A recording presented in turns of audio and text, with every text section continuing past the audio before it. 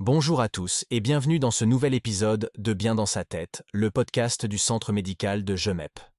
Dans cette série, nous explorons ensemble les troubles de santé mentale afin de mieux les comprendre et de lever le voile sur des sujets parfois délicats. Dans notre précédent épisode, nous avons parlé de l'anxiété, ce trouble qui touche une grande partie de la population et qui, souvent, rend la vie quotidienne difficile. Si ce sujet vous intéresse, n'hésitez pas à écouter cet épisode pour en savoir plus. Aujourd'hui, nous allons nous pencher sur un autre trouble qui touche des millions de personnes à travers le monde. La dépression. Souvent confondue avec une simple période de tristesse, la dépression est en réalité une maladie bien plus profonde qui peut considérablement impacter la qualité de vie de ceux qui en souffrent. Selon l'Organisation mondiale de la santé, plus de 300 millions de personnes dans le monde sont atteintes de dépression, ce qui en fait l'une des principales causes d'incapacité.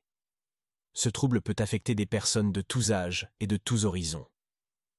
Dans cet épisode, nous allons explorer ce qu'est vraiment la dépression, les symptômes à surveiller et les pistes pour y faire face. Ensemble, nous tenterons de démystifier cette maladie, de mieux la comprendre et de partager des clés pour l'appréhender de manière plus sereine. La dépression. De quoi s'agit-il vraiment? La dépression est bien plus qu'une simple période de tristesse ou une baisse de morale. Il s'agit d'un trouble mental caractérisé par une profonde tristesse, une perte d'intérêt pour les activités quotidiennes et une série de symptômes qui persistent dans le temps. Contrairement à la tristesse passagère, qui peut durer quelques jours, la dépression s'installe souvent pendant plusieurs semaines, voire des mois. Reconnaître la dépression est essentiel, car cela permet à ceux qui en souffrent de mettre des mots sur ce qu'ils ressentent et de ne pas minimiser leur état en pensant qu'ils doivent simplement aller mieux par eux-mêmes. La dépression est une maladie qui demande du soutien et un accompagnement adapté. Quels sont les signes émotionnels et physiques de la dépression? La dépression se manifeste d'abord par des symptômes émotionnels puissants. On parle souvent de tristesse persistante, mais il ne s'agit pas seulement de se sentir un peu déprimé. C'est un sentiment profond de vide, de désespoir qui devient omniprésent. Les personnes dépressives ressentent également une perte d'intérêt pour les activités qui leur procuraient autrefois du plaisir. Lire, sortir avec des amis, pratiquer un sport, toutes ces choses peuvent devenir insurmontables et sans attrait. À cela s'ajoutent des sentiments de culpabilité ou de dévalorisation. Les personnes atteintes de dépression ont souvent l'impression qu'elles ne valent rien, qu'elles sont un poids pour leurs proches. Quelles sont les causes profondes de la dépression? Les causes de la dépression sont multiples et intriquées. Il est rare qu'un seul facteur soit à l'origine de la dépression, car il s'agit d'une maladie qui résulte de l'interaction de divers éléments. Les causes biologiques jouent un rôle essentiel. Nos neurotransmetteurs, ces molécules qui permettent la communication entre nos neurones, influencent directement notre humeur et notre énergie. Des déséquilibres de neurotransmetteurs, comme la sérotonine, la dopamine et la noradrénaline, sont souvent observés chez les personnes dépressives.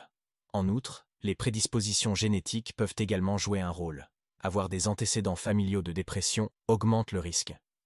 Les changements hormonaux, comme ceux liés à la grossesse ou à la ménopause, peuvent aussi être des déclencheurs de la dépression. Les causes psychologiques sont aussi importantes. Certaines personnes, par leur histoire ou leur personnalité, sont plus susceptibles de développer une dépression. Par exemple, des schémas de pensée négatifs, une faible estime de soi ou un stress chronique lié à un environnement très exigeant peuvent contribuer à la dépression. Les personnes qui ont tendance à se critiquer ou à ruminer les événements négatifs sont également plus vulnérables.